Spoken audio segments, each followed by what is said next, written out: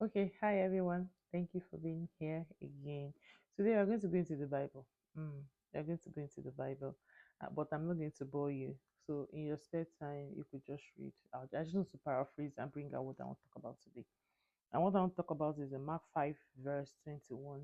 You read to the end, and it's an awesome story. It's about two ladies. One is Jairus' daughter, and she's 12 years old. Jairus' daughter is sick, and Jairus goes to meet Jesus and say, Jesus, please come to my house. Come and heal my daughter. And Jesus is like, okay, let's go to your house. But as usual, because Bros J is always working miracles, there's a crowd following Jesus. And so this crowd is going. In that crowd, there's a woman. She has the issue of blood. We call her the woman with the issue of blood. They didn't even give her name. They just, her circumstances just named her. And she's the woman with the issue of blood. And she has determined in her heart that, see, she has tried everything. The Bible says that she has given money to several physicians. Imagine women, period, 3 days. On the fourth day, you're already like, let this thing be over. Not to now mention somebody that has been bleeding for 12 years. Now, not in this time that we even have tampons and sanitary towels. She's been in it for, I don't know how they do period then. But I remember in my mom's time, they use clothes. So I don't know what they use in that time, but I can imagine this discomfort and the disgust and all of that. And bear in mind that in that time, there were laws as regards women that when they are in their period, they are ceremonially unclean, socially unclean. They're not supposed to go out. They're not supposed to touch them. They're not supposed to eat with them. Like you're literally an outcast for the period when you are seeing your menstrual cycle. Now, this woman has seen a menstrual cycle for 12 years. So for 12 years, nobody, she's not allowed to be anybody's friend.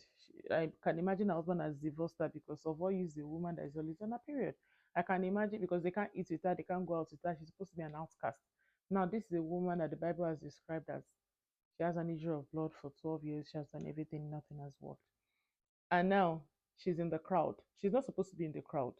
But that sometimes there are circumstances would make you damn more consequences because ideally she's supposed to be in hiding. But this woman pressed into the crowd and moved and made up her mind that, see, I don't even need Jesus to touch me because if Jesus touches me, Jesus becomes unclean because of the rules. If you go to Leviticus, you read all the rules. Like Jesus will become unclean. So instead, she made up her mind that she would touch the hem of his garment, not his hand, the hem, like thread. Let me just touch the thread. And I know in my heart that I'll be made whole. These two stories is so perfect because if you read the Bible, you realize how perfect the scriptures can be. These two stories is so perfect because they put them together in the same chapter to let us know that whether you're a 12-year-old girl that needs Jesus to come to you to heal you, or you are an adult, a grown woman that has suffered a predicament for 12 years, and you decide in your heart that, see, let me touch the hem of his garment. I'll go to Jesus. I'll make sure I touch Jesus. I'll make sure I seek Jesus. Either of you, Jesus is available to you. I'm going to take that again so it is sinking. Whether you are a child that cannot even move. And when I say child, I don't mean by age, I mean by your state of frame, your believer, your new convert, and you cannot even go to Jesus, and you're bedridden. Maybe your faith is down, you can't even move, you are where you are. Or you are somebody that is well experienced, and the issues of life has knocked you out, and you have done everything. Some of us, we go through, we do everything, we look for every solution, and Jesus is the last thing that we think about. Either way, either one that you are, see, I've come to tell you that Jesus will still heal you. It doesn't matter if you cannot come to Jesus, Jesus will come to you. And it doesn't matter if you have tried all the physicians but Jesus will still heal you.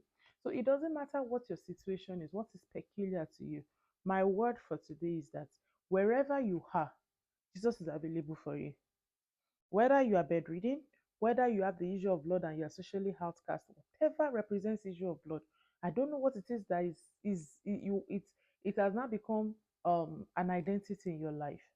There's Jesus for you.